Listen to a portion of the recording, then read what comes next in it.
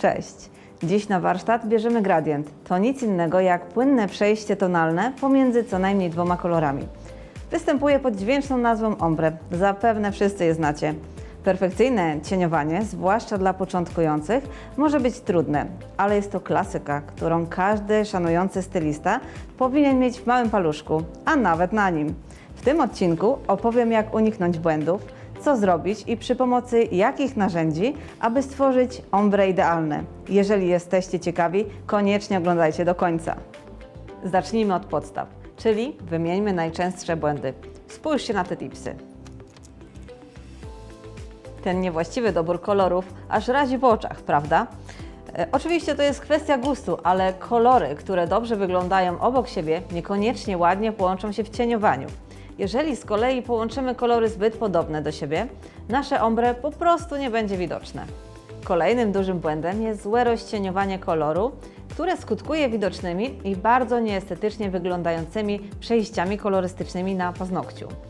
To największe grzechy ombre. Teraz przejdźmy do praktyki i tu kluczowe są narzędzia. Przy tworzeniu perfekcyjnego ombre przyda się najnowszy hit marki Semilac, czyli pędzelek do ombre i powiem Wam, że jest to geniusz, a nie pędzelek. Jego bardzo miękkie, syntetyczne włosie o długości 5 i 10 mm jest ułożone w specyficzny sposób, dzięki czemu zdobienie wykonujemy samą końcówką z jego minimalną ingerencją.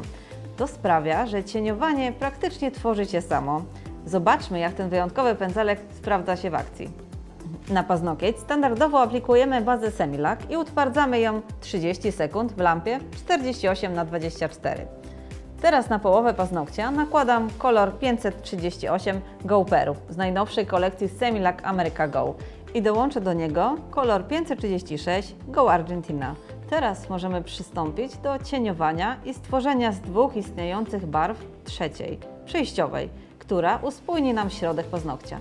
W tym celu wstępnie rozcieniowuję kolory szybkimi ruchami pędzelka do ombre, z prawej strony do lewej i odwrotnie. Będzie to bardzo pomocne, zwłaszcza przy cieniowaniu jasnego koloru z ciemniejszym. Teraz mogę przejść do właściwego sposobu wykonywania cieniowania. Przykładam pędzelek z lewej strony paznokcia, mniej więcej w tym miejscu.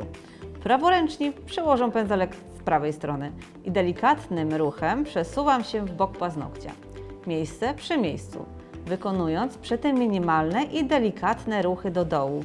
W zwolnionym tempie wygląda to w ten sposób. Przeprowadzamy pędzelek przez cały paznokieć, z lewej do prawej strony i odwrotnie. Ruchy wykonujemy bardzo delikatnie i dokładnie. Gdy widzę miejsce do poprawy, wracam i tuszuję niedoskonałości.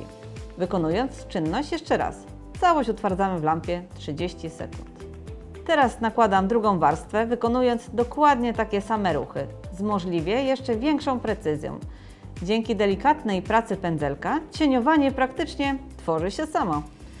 Ombre ponownie utwardzamy w lampie. Na całość nanosimy Semilac Top No Wipe, utwardzamy w lampie i gotowe. Myślę, że podobnie jak ja zakochacie się w tym pędzelku od pierwszego użycia, a po pierwszym dotknięciu paznokci odczujecie prawdziwą euforię, bo to geniusz, a nie pędzelek. Zapraszam Was oczywiście do Akademii Semilac, gdzie poznacie różne triki dotyczące perfekcyjnego gradientu oraz do chwalenia się swoimi stylizacjami na bazie ombre. Możecie też wziąć udział w naszym mini konkursie. Dajcie znać, jakie kolory połączylibyście w perfekcyjnym cieniowaniu. 3 najciekawsze odpowiedzi nagrodzimy pędzelkiem do ombre. Jeżeli podobał Wam się odcinek, dajcie kciuka w górę. Do zobaczenia.